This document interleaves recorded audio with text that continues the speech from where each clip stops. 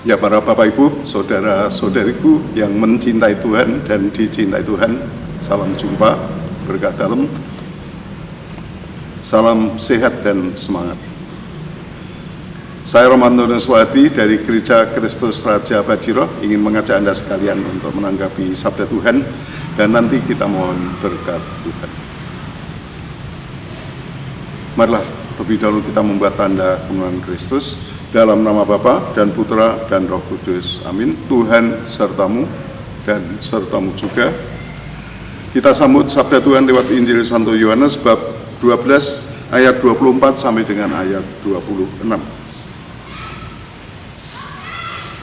Aku berkata kepadamu, sesungguhnya jikalau biji gandum tidak jatuh ke dalam tanah dan mati, ia tetap satu biji saja. Tetapi jika ia mati, ia akan menghasilkan banyak buah. Barang siapa mencintai nyawanya, ia akan kehilangan nyawanya. Tetapi barang siapa tidak mencintai nyawanya di dunia ini, ia akan memeliharanya untuk hidup yang kekal. Barang siapa melayani aku, ia harus mengikut aku, dan di mana aku berada, di situ pun pelayanku akan berada. Barang siapa melayani aku, ia akan dihormati Bapa. Sekarang jiwaku terharu, dan apakah yang akan kukatakan? Bapa, selamatkanlah aku dari saat ini. Tidak, sebab untuk itulah aku datang di dalam saat ini.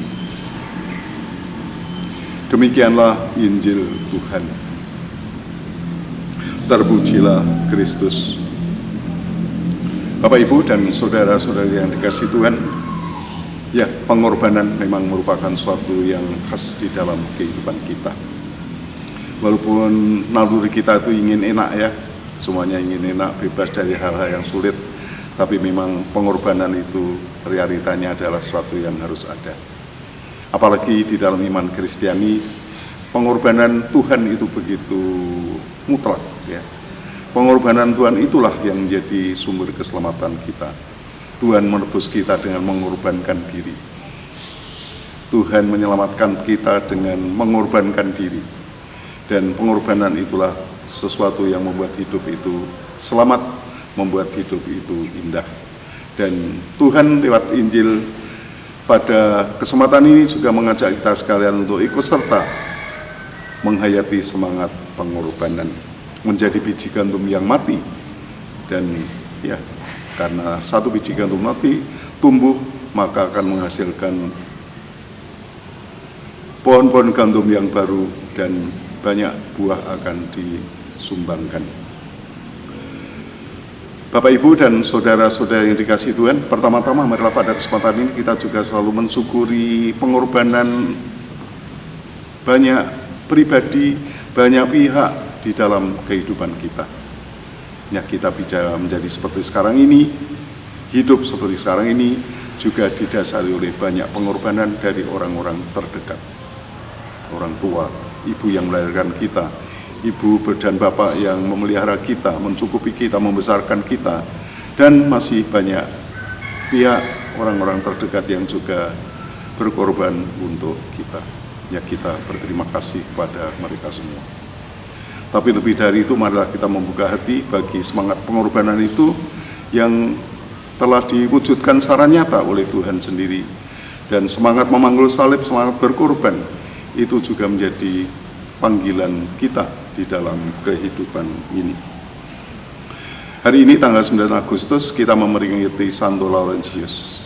Dan Santo Laurentius adalah seorang diakon yang juga melayani umat. Dan di zamannya Santo Laurentius juga menyebut orang-orang miskin itu sebagai harta kekayaan gereja. Artinya ada perhatian khusus, ada dukungan khusus untuk mereka yang memang miskin dan sungguh membutuhkan bantuan. Ya, satu bentuk kepedulian, satu bentuk pengorbanan yang nyata yang dilaksanakan oleh gereja pada waktu itu dan juga sampai sekarang ini. Bapak, Ibu, dan saudara-saudara yang dikasihi Tuhan,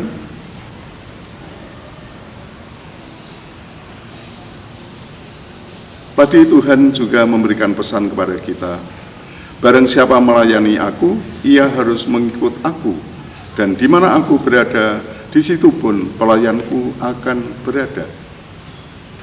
Di mana Tuhan ada? Di mana Tuhan hadir? Tuhan hadir dalam realitas kehidupan ini.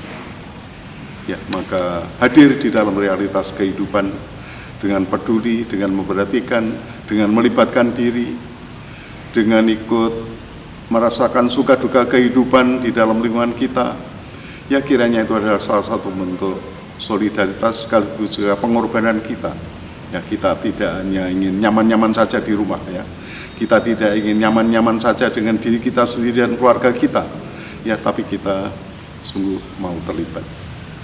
Kita mengulurkan tangan, kita ikut memperhatikan, kita ikut berpikir, bahkan pada saatnya kita juga sungguh-sungguh kita mau berkorban, korban waktu, korban pikiran, korban harta, ya, untuk kita wujudkan sebagai wujud keterlibatan kita, wujud kepedulian kita, wujud kebersamaan kita dengan lingkungan, dengan orang-orang yang ada di sekitar kita, dengan mereka yang harus kita layani.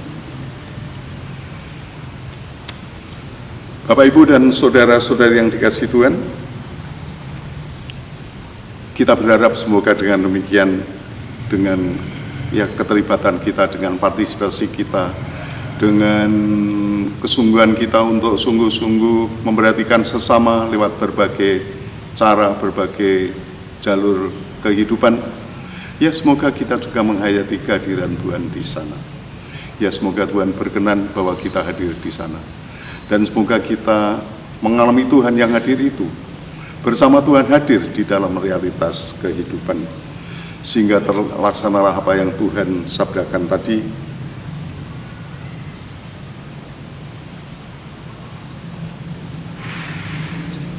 Di mana aku berada, di situ pun pelayanku akan berada. Ya, kita berada di mana Tuhan berada. Artinya kita dikaruniai hidup yang selalu di dalam kesatuan dengan Tuhan. Dan semoga inilah yang akan terjadi di dalam kehidupan kita sekarang ini dan untuk selama-lamanya. Kita berada bersama dengan Tuhan. Marilah kita akhiri dengan mohon berkat Tuhan.